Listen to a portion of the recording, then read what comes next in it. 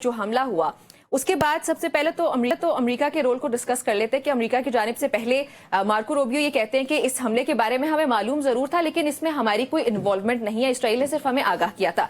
लेकिन अभी का जो डोनाल्ड ट्रंप का बयान है जिसमें वो ये कहते हैं कि ईरान को फौरी तौर पर मुआहिदा कर लेना चाहिए इससे पहले कि कुछ भी ना बचे, और वो ये भी बता रहे हैं कि जो जोहरी हथियार है वो अमेरिका बनाने में सबसे आगे है और उसका सबसे बेहतरीन सारिफ इसराइल है। तो ये अमेरिका की तरफ से ये कोई हिपोक्रेसी है या इसमें कोई स्ट्रेटजी है?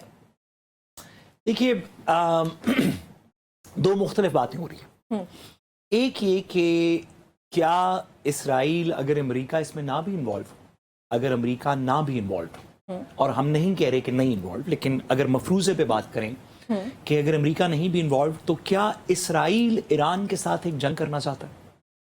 क्या वो ईरान के ऊपर इस तरह, चलें जंग करना भी थोड़ा सा ज्यादा बात हो गई, क्या वो ईरान पे ऐसे हमले करना चाहता है जिस वजह से ईरान की एबिलिटी टू डेवलप एक जौहरी ताकत, खास तौर पे वेपन्स के पर्सपेक्टिव के अंदर वेपन ग्रेड एटॉमिक पावर बनने की उसकी एबिलिटी को ईरान को ख़त्म करना चाहता है? तो इस बात का जवाब है हाँ, बिल्कुल करना चाहता है। बल्कि इस बात को हमें इदराक होना चाहिए कि अगर इस वक्त से पहले पाकिस्तान जौहरी ताकत ना होता तो आज पाकिस्तान की जौहरी ताकत को भी चैलेंज किया दुनिया के दीगर दूसरे मुस्लिम ममालिक खास तौर पे जो इस खित्ते के अंदर मौजूद हैं उनके अंदर से कोई भी अगर एटॉमिक पावर बनेगा, मिलिट्री एटॉमिक पावर बनेगा, तो इसराइल उसके खिलाफ होगा।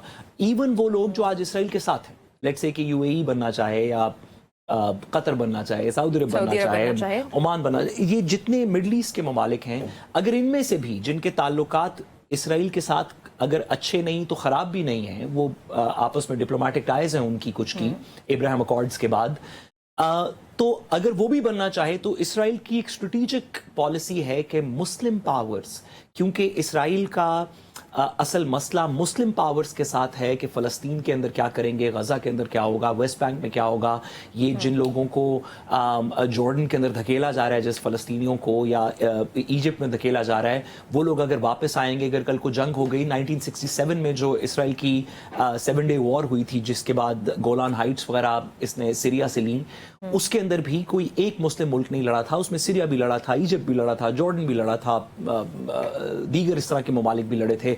उस वक्त का इजिप्ट जो गमाल अब्दुल नासिर वाला इजिप्ट था वो तो एक पैन अरब स्टेट की बात करता था, तो मुस्लिम ममालिक की बहुत सारी ताकतें लड़ी थी एक इसराइल के खिलाफ 1967 की जो लास्ट मेजर वॉर थी। इस वजह से इसराइल की एक पॉलिसी है कि कोई भी मुस्लिम मुल्क खित्ते के अंदर एक जौहरी ताकत ना बने। इस वजह से वो ईरान को ख़ास तौर पे, जो कि हिजबुल्लाह को भी सपोर्ट करता है, जो यमन में हूतियों को भी सपोर्ट करता है, जो सीरिया के अंदर भी जिसका फुटप्रिंट है, जिसका इस पूरा शिया क्रेसेंट इराक के अंदर भी फुटप्रिंट है, उसको तो वो बिल्कुल भी बनने नहीं देना चाहता। अब दूसरा सवाल है कि क्या अमेरिका बनने देना चाहता है इनमें से किसी मुल्क को? तो जवाब है नहीं। सवाल यह है कि क्या अमेरिका इसके लिए जंग करने को तैयार है? तो मेरे ख्याल में अमेरिका एक ऑल आउट जंग इसमें से किसी मुल्क के साथ करने को तैयार नहीं, ना पाकिस्तान के साथ, ना ईरान के साथ, अफगानिस्तान के अंदर। कि इसराइल का दिफा किया जाएगा। मैं गुजारिश करूं, अमेरिका ने इस मुल्क में जो इस खित्ते में जो सबसे कमजोर इकोनॉमिकली या मिलिटरीली उस वक्त सबसे कमजोर मुस्लिम मुल्क था 2001 में जो अफगानिस्तान था, उसके साथ 20 साल की जंग लड़के देख ली इस खत्ते के अंदर और जीत नहीं सका, तो सर्टनली वो ईरान के साथ एक ऑल आउट वॉर नहीं लड़ना चाहता। इराक के अंदर 2004 के अंदर जंग शुरू हुई, लड़के देख ली, अमेरिका जीत नहीं सका। सीरिया के अंदर जंग लड़के देख ली, अमेरिका जीत नहीं सका। इस सिचुएशन के अंदर अभी आप देख रहे हैं कि हूतीज क्या कर रहे हैं यमन के अंदर, अमेरिका के ऊपर उसका बड़ा प्रेशर है। अमेरिका एक ऑल आउट वॉर नहीं चाहता, इसराइल डज। मैं अभी हम इसमें डिस्टिंक्शन क्रिएट करें। अमेरिका चाहता है कि सैंक्शन से, ट्रेड से, डिप्लोमेटिक चीजों से, सॉफ्ट पावर से, एफएटीएफ से, आईएमएफ से, इस तरह के टूल्स के साथ कंट्रोल किया जाए और इन ममालिक में से किसी को जौहरी ताकत बनने से रोका जाए। इसराइल ये कहता है कि अगर कोई बन रहा होगा तो हम जंग कर देंगे। इन दो पॉलिसीज में फर्क है।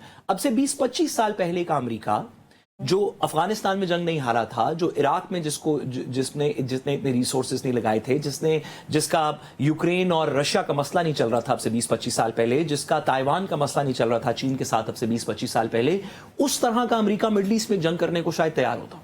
लेकिन इस वक्त अगर एक मिडल ईस्ट के अंदर लार्जर वॉर छिड़ गई, ईरान की इसराइल की वॉर के अंदर यमन भी शामिल होगा, इसमें सीरिया भी शामिल होगा, इसके अंदर इजिप्ट भी शामिल होगा, इसके अंदर जॉर्डन के लिए कॉन्सिक्वेंसेस होंगे, चलेंगे सऊदी अरब अपने आप को आइसोलेट भी कर ले या यूएई आइसोलेट भी कर ले, तो कतर जहां पे सेंटकॉम का हेडक्वार्टर है, Iraq, Syria, Lebanon, Egypt, Jordan, ये तमाम मुल्क और लिबिया और ये हूतीज, ये तमाम इसके अंदर शामिल हो जाएंगे किसी ना किसी तरीके। यहाँ पे प्रॉक्सी फोर्सेस हैं, यहाँ पे बेसेस हैं, यहाँ पे दीगर चीजें।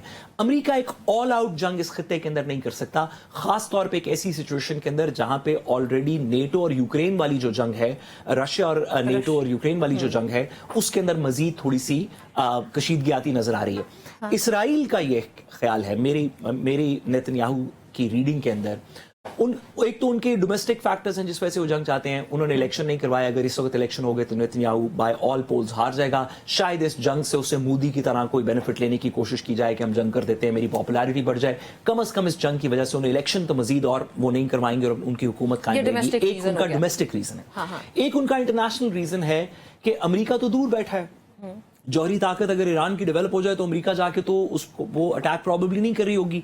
इसराइल खित्ते के अंदर है, इसराइल के गिर्द बहुत सारे लोग हैं जो कि उसकी हैसियत को नहीं मानते, जिसमें पाकिस्तान भी शामिल है। तो अगर इस खित्ते के अंदर किसी के पास भी न्यूक्लियर डिटरेंस की पावर हुई पाकिस्तान के अलावा मजीद किसी के पास, तो इसराइल के लिए रियल एग्जिस्टेंशियल थ्रेट है, जिस वजह से इसराइल तो जरूर चाहता है कि जंग हो जाए। अब तीसरा सवाल, माजरत आपको मैं टोक रहा हूं, तीसरा सवाल यह है कि अगर इसराइल इस जंग को मुसल्लत कर दे खित्ते के ऊपर और अमेरिका के ऊपर और दुनिया के ऊपर, तो अमेरिका का रोल क्या होगा? अगर इसराइल जंग शुरू कर दे, जो कि इफेक्टिवली उसने शुरू कर दी है, तो अमेरिका का रोल क्या होगा? क्या अमेरिका अपने बहरी बेड़े, जहाज, ड्रोन्स, फौजी इक्विपमेंट, दीगर चीजें इसके अंदर शामिल करेगा? इसके अंदर भी डिस्टिंक्शन है। क्या बूट्स ऑन ग्राउंड होंगे? क्या अमेरिकन ट्रूप्स लैंड करेंगे मिडल ईस्ट में? तो मेरे ख्याल में इसका जवाब है नहीं।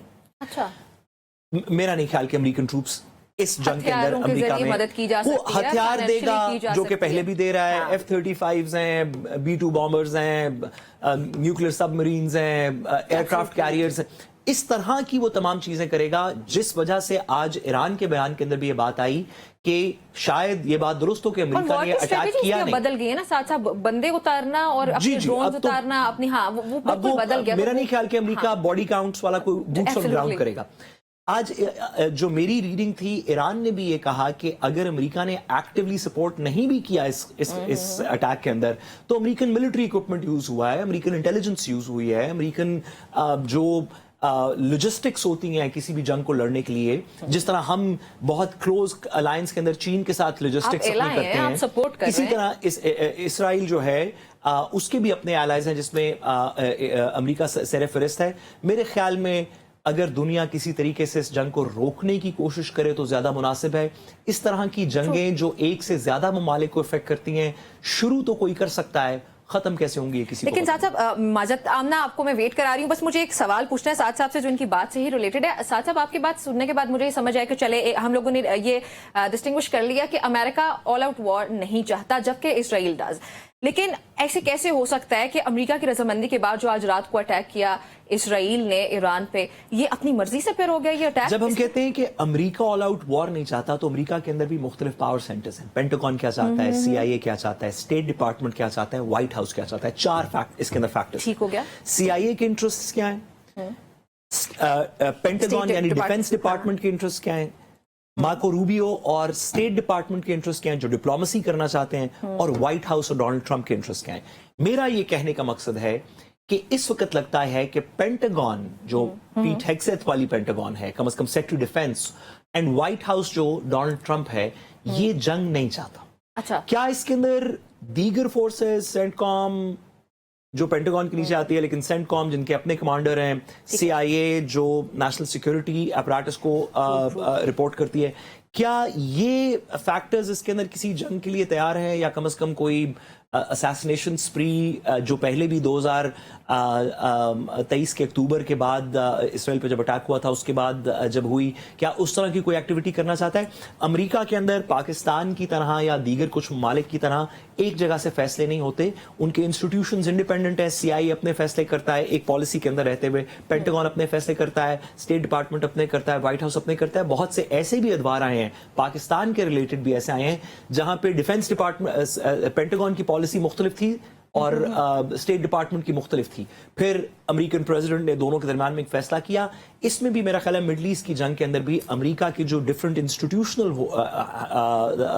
पिलर्स हैं Hierarchy. उनके अंदर मेरा ख्याल है डिफरेंट पॉलिसीज। अच्छा